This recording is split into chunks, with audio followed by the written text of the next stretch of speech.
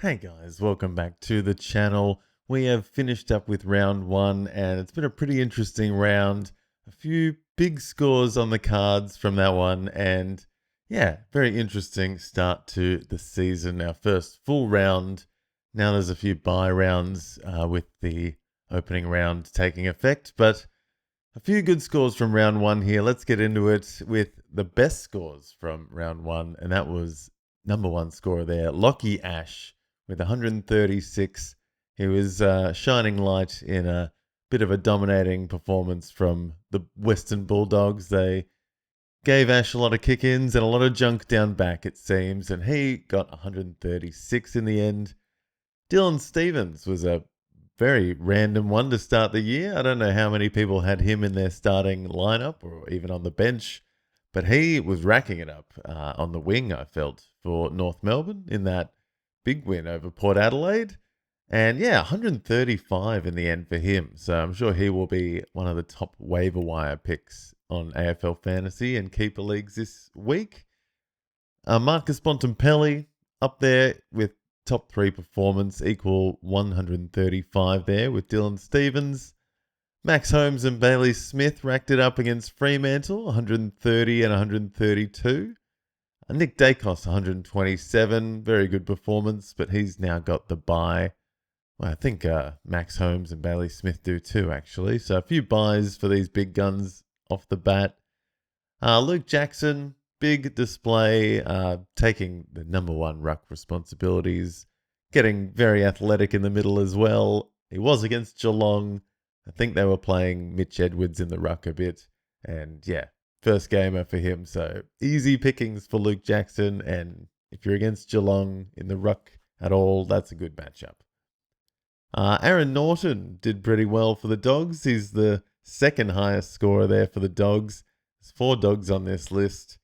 Norton 123 against the Giants. Same with Jeremy Cameron there against Freo in that big comeback. Jeremy Cameron kicked a bunch and was marking it from everywhere, and he got 123 as well. Liberatore 122, the third Dog there, racking it up in the middle, contested possession winner, and yeah, plenty of tackles, plenty of junk for him. Dane Zorko in that big loss to Sydney was just junking it up. He didn't do much in the first half. I was watching that game, and he just junked it up in the second half. Just plenty of mark kicks, distributing most of the inside 50s as well. So back to the old usual for the veteran. Tim English there, the last Dog on the top tier list here, 121 for him. And yeah, just doing what he does best, the number one ruck in the game this year, I reckon. James Sicily for the Hawks, winding back the clock with a lot of junk in a very strange match for the Hawks. I mean, they smashed Essendon in the end, but seemed like they were just playing with it in the back half a lot. And yeah, James Sicily getting some kick-ins, getting some marks, back to his old form. Same with Dan Houston as well. Goodness, another big performance from him. Is he back to his best now after a first season at Collingwood where it didn't go anywhere near according to plan last year for him? So 119 off the bat here for him. Got the bye this week, but yeah, good shout for Dan Houston this year. That could be a nice rocket up his bum for this year ahead. Harry Sheezel there to finish off my top ones with 118. Good forward to have, probably the number one pick in a lot of leagues and not letting them down. I don't know. I think he'll be doing that a lot this year. I think that's going to be, maybe some bigger scores for him this year, but that's a good way to start. And a couple of my favorite players from the first round, guys. A few guys here that maybe we didn't expect to go this big, this soon. But starting off at the top there, Max Hall had a day out for St Kilda against the Demons. 115 for him. Yeah, great forward option for the year ahead. He was just getting amongst it, getting on the wing, getting in the middle a bit.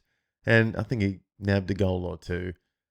Lockie Jacks, mature age recruit from last year. I think he was SSP or the mid-season pickup. And yeah, defender against the Giants in a day out for the Dogs. He was racking it up and really showing some heart in the back half, I thought, for the Dogs, and he got 112 in the end. So big week for, lesser known player there, Lockie Jacks. Wayne Millerer dominating for the Crows. He was having a day out as well. He's been on the sidelines for a while and probably forgotten about a bit with all the changes happening at the Crows, big backline change up, and he's back and he is dominating. 111 for him in the end. Nick Watson for the Hawks was having a good second half against the Bombers, really lit it up and kicked 4 goals, I think, in the end. So starts the season with a ton, which is pretty awesome. He had it was a 5th pick in the draft when he went, had a great under-18 season, and could be that small crumbing forward. A lot of goals just crumbing out the back, felt like this weekend, especially in that Essendon game, I guess. Essendon, could be a good matchup for a few fantasy prospects and fantasy forwards this year as well. So Nick Watson, 111. Josh Ward, 107. I've been rapping on about him all season. I won't say too much more, but I'm expecting a bit more of that this year as well. 107 for Wardy. Devin Robertson in the final game of the week was the main man in the middle for the West Coast Eagles, I felt. And he was also getting down back. And he's a forward this year. So lock him in, I reckon, for DPP in round 6, either midfielder or maybe even defender if he stays back. He got a few marks back there, I thought, last week. And 104 for him in a bit of a blowout against Gold Coast. Darcy Wilmot, great showing. He's had a few years in the system now, and he was felt like he was leading and very consistent for the whole game on the weekend. Obviously got overtaken by Zorko. He was hogging it up a bit, but I felt Wilmot was just consistent through all 4 quarters last week, even though Brisbane got smashed. But 103 for him. Jason Van Rooyen, did he kick 6 or 5 or 6 in the end? He had a great day out. He looked like a new man, literally, they were saying. The commentators thought he just looked different, felt different. Could be like the Riley Thilthorpe, Sam Darcy style breakout for him, maybe, if he is the main target. And if he is going to stay in that kind of form, that's exciting. It was St Kilda, so we'll see how he goes next week. But good showing for a full forward there in Van Rooyen. Riley Bice was racking it up, slowed down a bit in the second half on the weekend, but started very strong and was taking a lot of kick-ins and getting a bit of junk in the back half. So that is an exciting one. Mature ager from mid-season draft was it mid-season? Maybe it was the main draft a few years ago. Coming into his own. Jagger Smith, knew he was going to be good. Almost got to the ton on the weekend in his first official game. Racked it up. I think he had 32 disposals, accumulating lots of handballs and maybe not tackling and marking as much, but first game, that's pretty damn good. 99 for him. Josh Rochelle in the midfield for the Crows in a good showing against the Pies.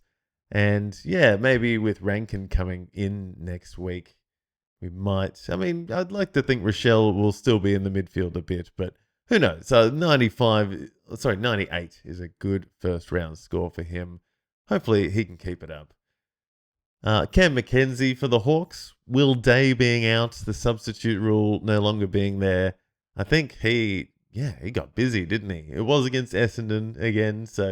But Essendon, we all thought they had maybe a pretty decent experienced midfield, I thought. Like a lot of experienced midfielders in the middle for Essendon. But still the Hawks ran riot and Cam McKenzie got amongst it. He got 95 in the end. So, high draft pick from a few years ago, waiting to break out. This will be his best year yet, by far. Jake Riccardi, ruck forward, and got 95 in the end. Kicking a bag, not a bag, sorry, but kicked a bunch.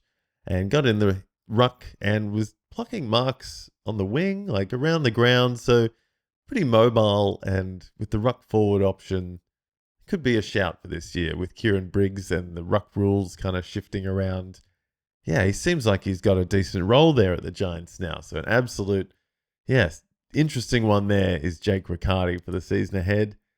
And this one is possibly the best story of the weekend. Young, or not too young, Millen Murdoch of the West Coast Eagles, a mature age recruit. I think he's 24 or 25. Played for West Coast in that last game and was racking it up. I didn't actually see the scores as it was going because he wasn't in the system on the website I was looking at.